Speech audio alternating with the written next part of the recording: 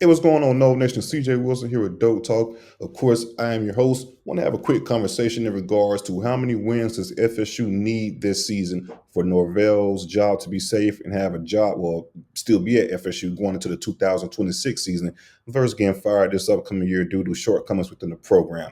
It was a conversation on Twitter in regards to if 6 wins were safe for FSU. Will Mike Norvell still have a job in 2026, this, that, and the other? And also, Hard Rock recently released their win total lines for the season, and the experts, the odd makers, rather have FSU at 7.5 over and under as far as wins. Before we get started, make sure you guys like this video and subscribe to the channel. Again, like the video and subscribe to the Dope Talk channel if you haven't. We're going to be covering all things FSU. When I say all things, I mean all things. We have official visits coming up this summer as far as recruiting visits is going to amp up a lot. So we're going to have all things covered as far as that. And right after that, we're jumping into the season and camp talk. All right, so guys, let's go ahead and get into it. But first, before I get this takeoff, I do want to say it's been discussions as far as people saying due to the high buyout that Mike Norvell has, that it's not possible. Rather, they don't feel like it's believable that regardless of what happens within the 2025 season, he'll be back at FSU for the 2026 season.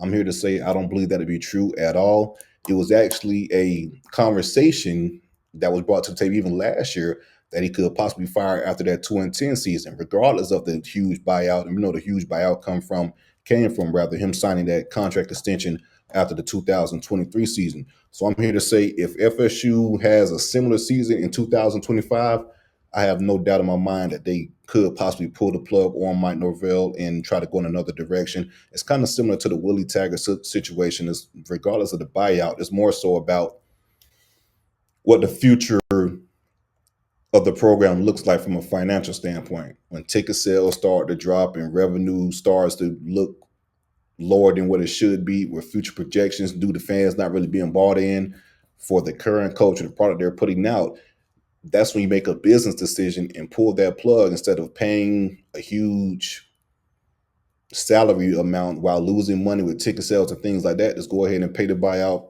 out front and get you a new coach in that can kind of rejuvenate the fan base and get the sales going and get money and revenue back within the program. Because we all know money is the driving force behind all of this. But before we get started in regards to my take, I want to go ahead and just kind of go over the schedule and see what FSU has on the table in regards to the schedule. Now, this isn't me getting a projection on the win total, the wins on the season, or anything like that. Just want to kind of see what we have and go from there. Of course, we open the first game up against Alabama, and then you have East Texas A&M. Never heard of these guys, so that should be an automatic dub.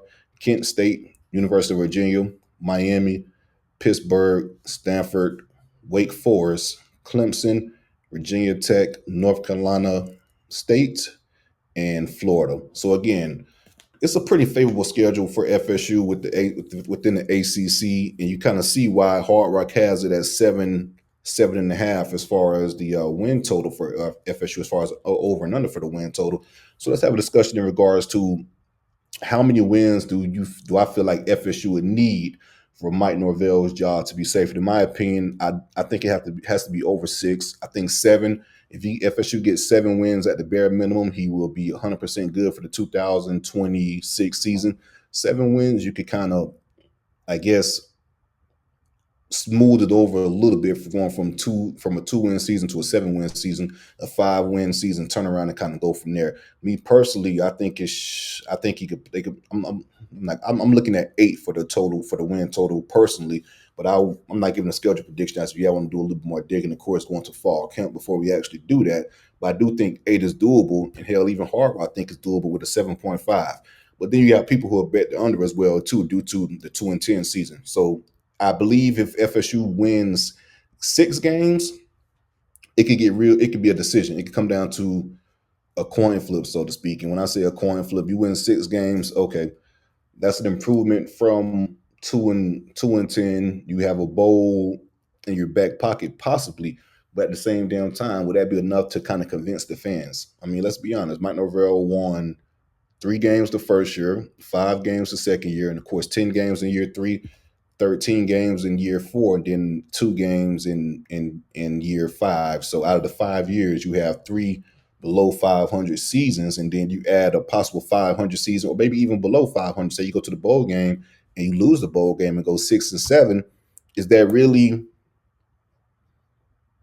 a selling point for the fans, right? Is that really something that would get the fans going and kind of believe? And like I said, revenue, money, right? Would that really be something to get the ticket sales going and get fans to believe for the 2026 season, saying, okay, this would be the season that FSU gets back to a competitive standpoint? When I say competitive standpoint, we're talking 8, 9, 10 plus wins, competing for the ACC championship, that type of deal. So that's when you have a conversation and you kind of really you debate it, so to speak, and really get down to the nitty gritty and say, okay, is this juice really worth the squeeze as far as keeping Mike Norvell for the 2026 season? So 6 wins, it could get a little bit murky. It could be a coin flip for me.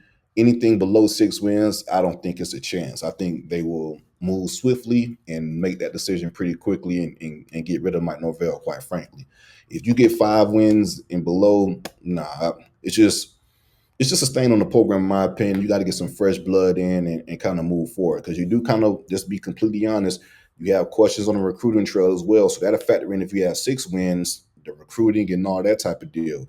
But in my opinion, if you have 7+ wins, there's no conversation. He should be safe going into the 2026 season.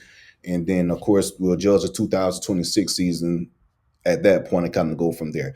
Now, if you win 7 games, does that technically get him off the hot seat, in my opinion? No, because I feel like the odds would be, back within the 2026 season, and you're kind of walking on eggshells and trying to prove yourself again. And we're having this whole conversation one more time. But at the same time, it does buy you another year, like I just stated. So we'll see how it plays out.